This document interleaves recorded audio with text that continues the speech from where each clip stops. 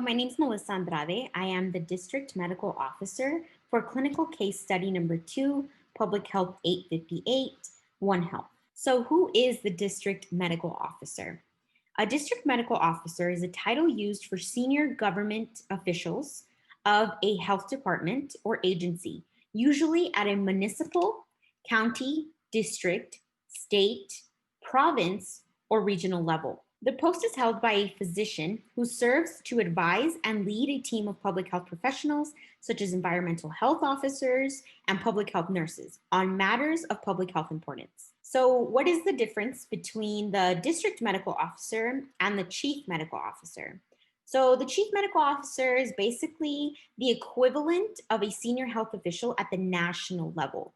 So in the United States, the chief medical officer is also known as a surgeon general. As the COVID-19 epidemic continues to evolve, local health departments like ours are leveraging some of the oldest public health tools: testing, contact tracing, and supported quarantine to identify potential cases and rapidly deploy infection prevention and control measures. As district medical officer, I have chosen to handle this epidemic in our community using guidance from NACHO. Not these nachos, the National Association of County and City Health Officials. So I'm showing these maps that show disease prevalence as of May 8th, 2020. These are very helpful because if your city or community falls within one of these green shaded areas, it's known as a green zone. And that's also a low prevalence area. So your focus should be on surveillance and therapeutic testing. If it falls within one of these yellow shaded areas, it's known as a moderate prevalence area. And your focus should be on aggressive use of testing, contact tracing, and supported quarantine, as well as education. Now, red zone areas are known as high prevalence areas, and they should focus for at least the next 2 months on mitigation testing and tracing strategies targeted especially at those most vulnerable populations, while also maintaining stay-at-home orders and advisories. This chart here is very helpful as a district medical officer because it shows if your community falls within a green zone, what should you do, a yellow zone, what to do, and a red zone, what to do. So for stay-at-home orders, it's not necessary if you are in a green zone. Also not necessary if you are in a yellow zone and using aggressive level of testing and manual contact tracing. There's also digital apps that are in use to support contact tracing in large public areas. For stay-at-home orders in red, it is absolutely necessary, at least until testing and tracing capacity is in place and disease prevalence has fallen below 1%, and your ICU capacity is sufficient and stable. Universal mask wearing, if you're in a green zone, it is recommended for high-risk groups and absolutely necessary for all areas if you are in a yellow or red zone. Improved infection controls are necessary across the board, whether green, yellow, or red. Bans on large gatherings are not necessary if you are in a green zone. If you are in a yellow, similar to the stay-at-home order, it's not necessary if testing and tracing capacities are in place. In a red zone, it is absolutely necessary to have a ban on large gatherings. So, depending on the level seen in our community, I have decided to tackle this epidemic head on using testing, contact tracing, and supported quarantine as a tool of disease suppression powerful enough to keep that second wave at bay. So what tests are available? We have the rapid test for COVID-19, and that is used whether you're in a low, moderate, or high prevalence zone. It's one of the most important steps in identifying and dealing with those infected. There is also serological testing available, and this is done to better understand the extent to which individuals have been infected in the past via serological testing and quickly harness data for intensive contact tracing. Testing is instrumental to ensuring that local, state, tribal, and territorial health departments can identify potential cases early and implement infection prevention and control measures. After a person is found to be positive via either rapid testing or serological testing, we use some of the oldest public health tools developed in a time where There were few, if any, treatments available for the many infectious diseases that affected communities. Today, they are especially relevant as we currently lack a vaccine and effective treatments for COVID-19.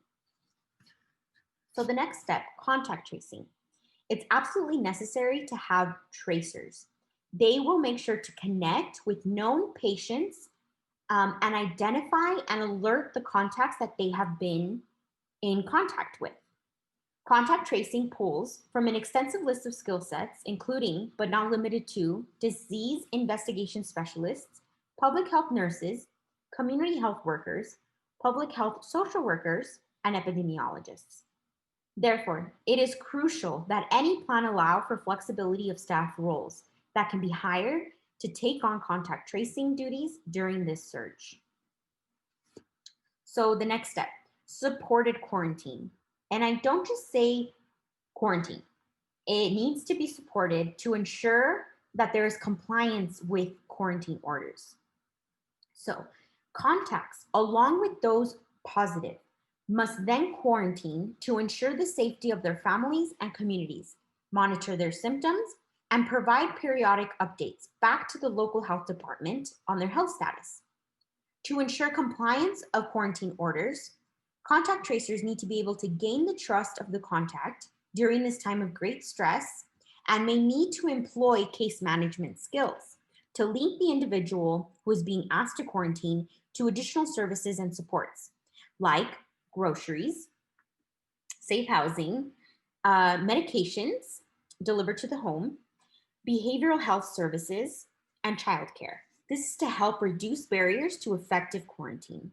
Staff and local health departments across the country have honed in on these skills of testing, contact tracing, and quarantine to prevent and control other diseases like HIV, STDs, and tuberculosis.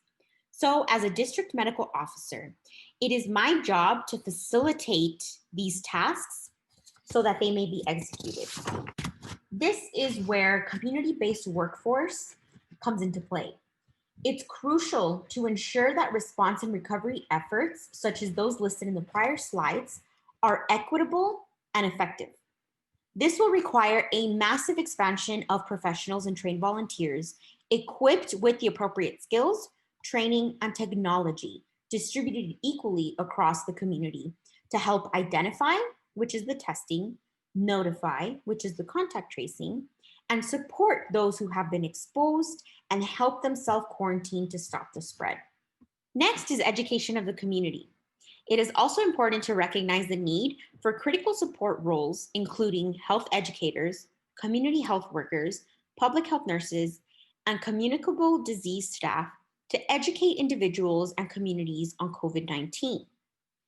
It is important to ensure accurate, rapid testing, and where to get these tests done for anyone that needs a test, and provide support and guidance to workplaces, schools, stores, and other sites that may require appropriate guidance and services to disinfect and implement the best practices if a case is detected. Making sure as the district medical officer that I am working with the community, officials, experts, journalists, and other communicators during this COVID-19 epidemic is paramount to ensuring that accurate information is disseminated to the community. As a district medical officer, I need to deal with the barriers our community may encounter in executing these steps. Making sure these tasks are executed includes struggles to properly fund and staff these programs, especially with epidemics like COVID-19 that present unexpectedly. So funding. Here I've listed the amount of money that it will take nationwide to be invested in order to get these steps done. The next major barrier is keeping lines of communication open.